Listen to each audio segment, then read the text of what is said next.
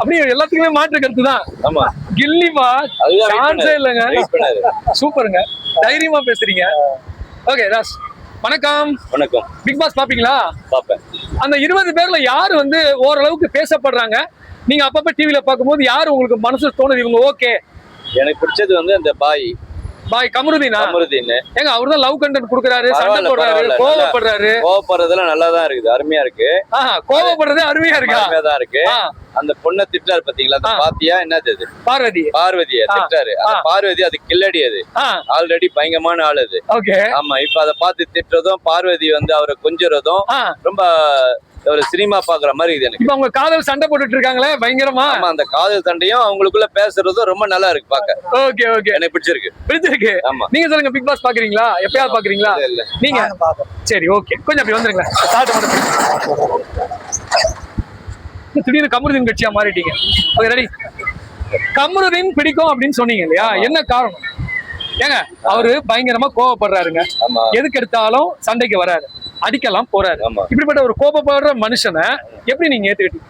அது முதல்ல அப்படி இருந்தாப்லையா? சரிங்க சரிங்க. விஜய் கொஞ்சம் கொஞ்சமா இன்ட்டு கொடுத்து அவரு கொஞ்சம் பக்குவப்படுத்தி, விஜய் டிவி, ஆமா இவரு நம்ம நடத்துறாரு விஜய் சேதுபதி.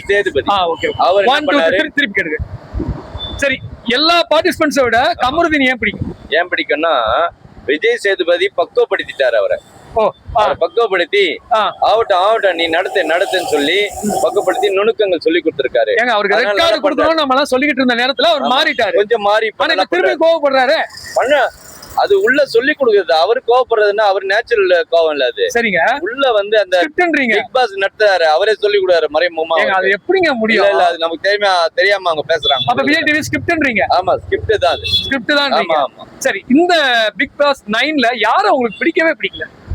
இந்த ஆளாயா கெடுத்துட்டான் ஷோ அப்படின்னா யாரு? உண்மையில சொல்ல போனா அந்த தர்பீஸ் டுபாக்கோ இருக்கான் பாருங்க. என்னங்க அப்படி சொல்றீங்க? பார்த்தாவே பிடிக்கல எனக்கு.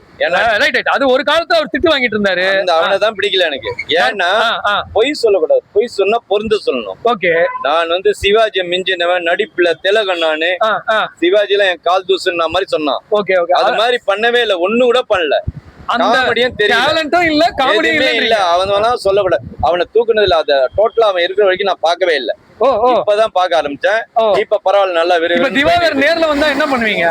நேர்ல வந்தா கேள்வி கேட்பீங்களா? நீ எதுக்கு நீ நடிக்க வந்த, நீ எங்க இருந்து வந்த, யார் நீ, உன்னை விட நானே பெட்டர்னு சொல்லி நான் சொல்ல அளவுக்கு திவாகர் மேல என்ன கோவம்? அதுதான் சொல்றேன், அந்த வார்த்தை சொன்னாப்புல.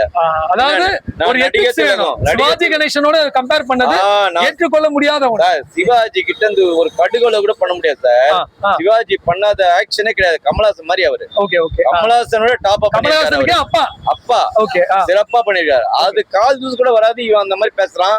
அது தப்பு சார். அது திவாகர் மேல இவ்வளவு கோவம், சரியான கோவம் எனக்கு இருக்கு. ஓகே ஓகே, நீங்க சொல்லுங்க, BB9 டைட்டில் வின்னர் யார்? பாய் தான் வருவாரு. கமருதீன் தான். கமருதீன் தான் ஓட்டா? அவர்தான் ஓட்டு.